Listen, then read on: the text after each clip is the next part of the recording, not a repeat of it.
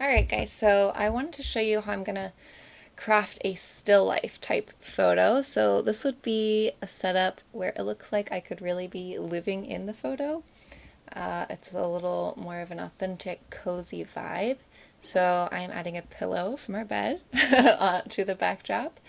And I actually am going to grab this pillowcase that I like to use as like a fake blanket, so no one ever sees the full edges. So to everyone who looks at my feed, this is a cozy little knit blanket, but to me, it's just a pillowcase that I keep folded up in the closet.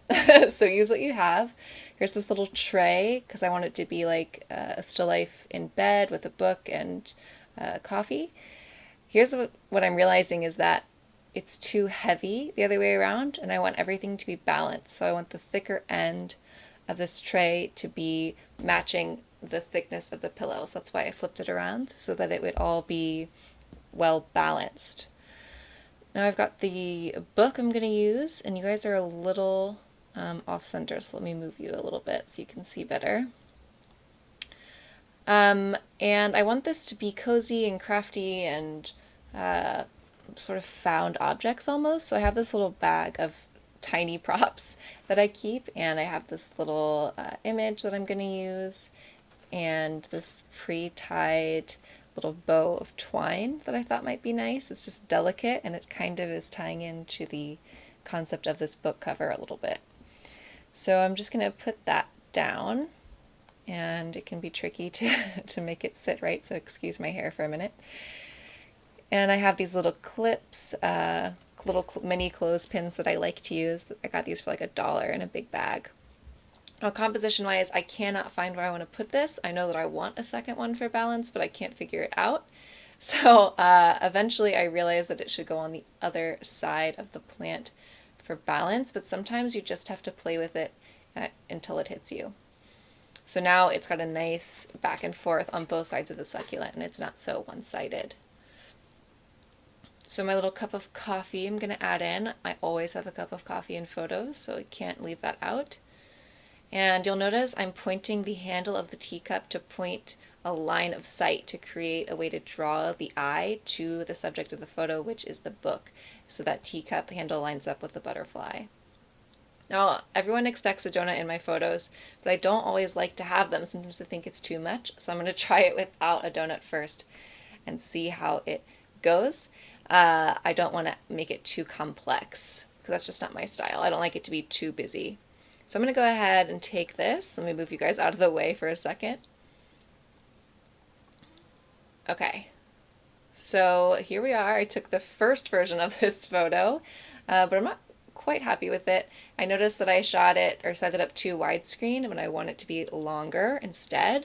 So I'm going to do the same objects. I'm just going to kind of shift things around because I want it to be a longer image and not widescreen, because longer images with more height than width do better in the feed. So mistake on my part, but sometimes it's just what happens, and you just gotta play with it until it works. And I definitely wanted you guys to see the whole process. Sometimes still lifes can be a little bit trickier than the simpler ones, but I think they're worth it in the end, and I'll definitely show you where we ended up. So I'm putting the teacup back in, and this time I want to find a way to add the donut because I know that people expect it, and I'm always trying to meet those expectations, right? So I'm going to try to find a way to make this fit. I'm a little worried it's crowded, but it looks too perfect, this donut, and I need a snack. So I decided to take a little bite because it's a still life, so what kind of person would just have, an uneaten donut? It's just not natural. So I took a bite out of that so that it looked a little more of the moment. And I'm just going to check this composition really quick. And I think that looks good. I just want to make sure that the sheet doesn't look too tight and unnatural, because I really want it to look like I was just curled up in bed with a book. So I think that's it. I'm going to go ahead and take this, move you guys out of the way really quick.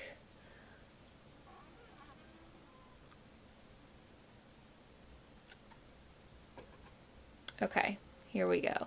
So it's a good shot. I just noticed that the spacing's a little off, and I want the book to be more of the focus. So I'm just going to switch it around. same objects. I'm just going to move things because I'm still not quite where I want it to be and I want another option. So I want the book to be in the center because it's the focus. So I don't want to distract from that too much. So I'm going to put that back in the middle, put the teacup on the saucer, and I'm going to put the donut angled with a bite out of it. So it's almost like Pac-Man eating a book, but it does draw the eye, the line of sight again. So I think that looks good. I'm going to go ahead and photograph this and we'll see how it turns out. But first I got to move you guys out of the way yet again, so bear with me. All right, here we are. I noticed that it's just a little things, but I'm feeling like we're getting it. We're really close now to what I want. So just moving things a little bit. And sometimes that's what it takes. And that's the reason I'm showing you this, is because I want you to understand that sometimes you just got to fiddle with things. I noticed that the distance between the book and the saucer didn't match the spacing on the rest of the images, so we fiddled again.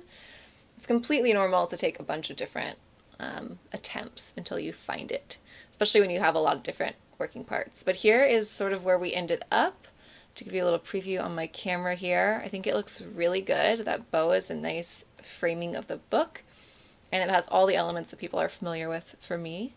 And that's it. I'm going to go ahead and add to the screen the edited shots. Here they are.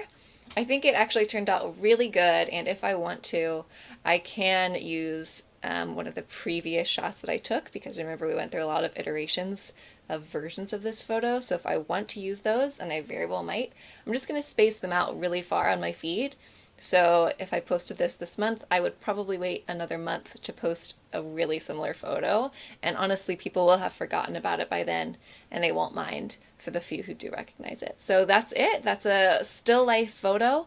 Let me know what you guys think of this, or if there's anything else you'd like to see. So that's how to take a still life photo. Let me know what you guys thought in the comments.